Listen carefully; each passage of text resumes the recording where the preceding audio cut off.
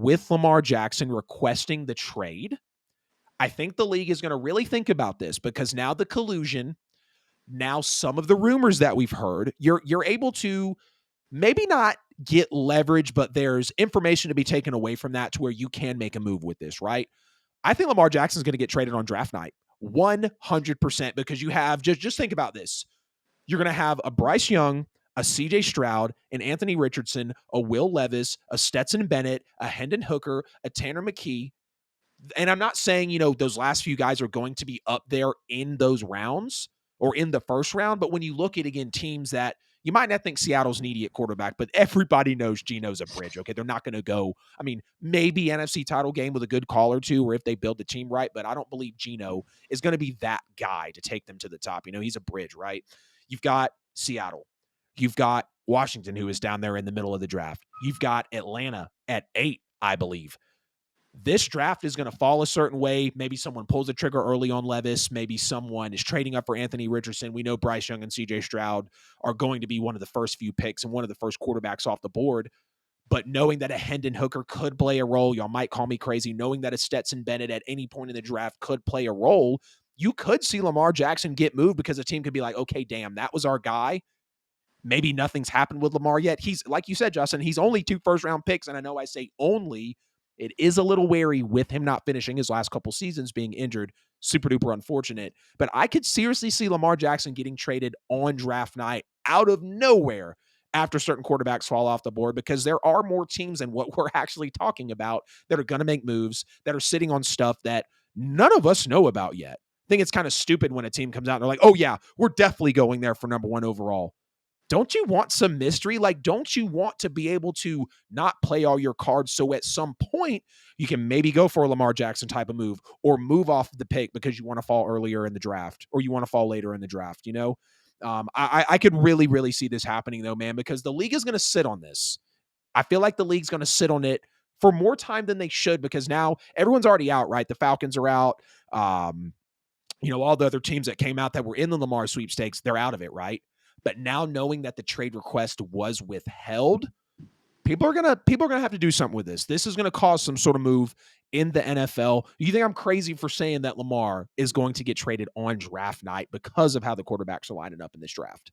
No, I don't think so because, like, as I said, history has shown us, right, that no matter how deep we think quarterback classes are year after year after year, right, usually, as I said, history tells us there are only 2 good quarterbacks at the very most in any NFL draft, and that's the very most. Yep. Like, when you look, was it the 2018 draft class that we all thought was this huge class with Baker Mayfield, Sam Darnold, and we could go on and on. And what happened? Only 2 quarterbacks in that class were good, which are the aforementioned Josh Allen and and Lamar Jackson. Those are the only 2. And there were 5 taken in that first round. We talked about how great this is. Josh Rosen. No one knows where Josh Rosen is right now. Baker Mayfield. Baker Mayfield is on his 3rd team in as many years, if so, or 3rd team in like 2 years. Or 4th team in like 2-3 years. So too Sam Darnold. And we thought these were can't miss prospects. We're talking about 1 and number 3 overall. And like now they're like journeymen in the league already. I say that to say I believe in you, Adam. I do think draft night Lamar Jackson is going to get moved because, like, this is what perplexes me about. It's another piece, bro. It's another piece in the puzzle that is the NFL offseason and draft. I'm going to ask you, like, I'll put it to you. If you were Carolina or you are the Houston Texans, would you rather CJ Stroud? That's the infamous way to open it up. Would you rather? Yeah. Would you rather Bryce Young or CJ Stroud or Lamar Jackson? If I'm Carolina or Houston? Yeah. If I'm Carolina, because you just brought in Adam Thielen, because you just signed who else did they just sign?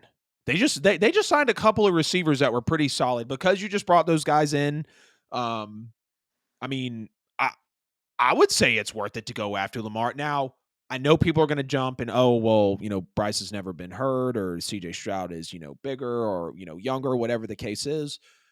That's all speculation. And as much as it is speculation with Lamar, Lamar has won an MVP. Lamar has been the best player in the league. Lamar was 6-2 last year before he got hurt with no receiving options outside of Mark Andrews. Let's remember that. So I mean, yeah, if I was Carolina, I mean, 2 firsts. Now I know Carolina gave up a lot. I think they gave up 2 firsts, 2 seconds, and a receiver.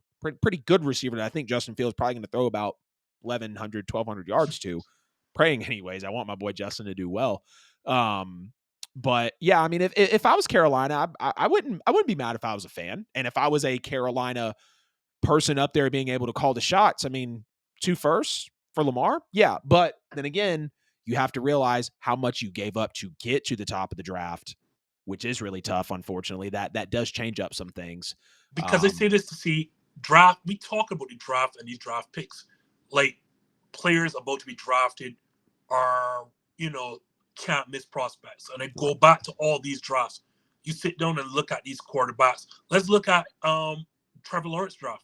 So far, it seems Trevor Lawrence is the only good quarterback in this. I know Justin Fields has had some pop in recent time, but the reality situation, the only one of that group that has shown that he really belongs so far is Trevor Lawrence.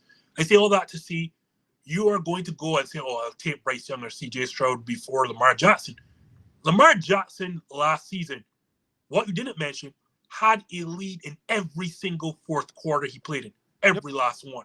Yep. On top of the record that he had. This is this is an MVP, a guy who's already won a playoff game. This is a proven commodity. No, we are saying, all right, but the number 1 overall pick. Bryce Young and CJ Stroud have not accomplished absolutely anything in the NFL. I'm taking this proven commodity every time over and over again.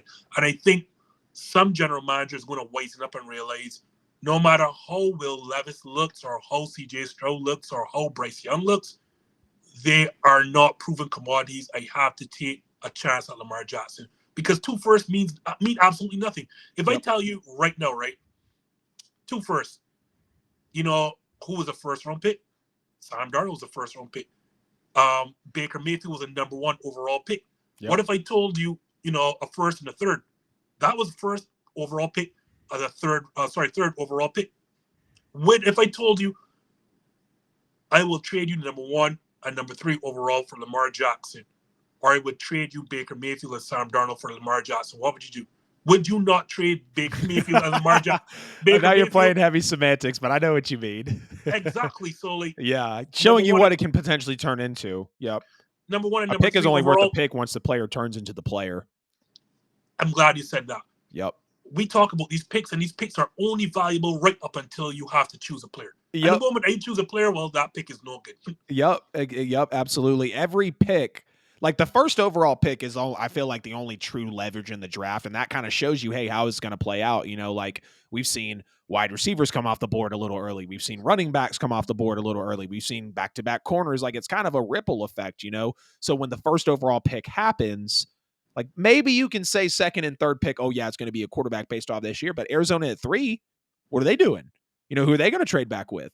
It feels like they should trade back anyways. But yeah, I mean, every pick that happens, it sets up the next pick, and it's like, okay, the idea we had, is it valuable compared to what they just took off the board? Is this team even in our division? Are we going to have to play them a couple times? Do we need to combat something they just picked up? So I feel you. I totally feel you there. This is going to be very interesting to see how things play out with Lamar. If he gets dealt on draft night, I'm flipping out. I'm going crazy if he gets dealt on draft night. And I don't think he's going to be a Raven, so I'm going to stand on my, second infamous Lamar Jackson take.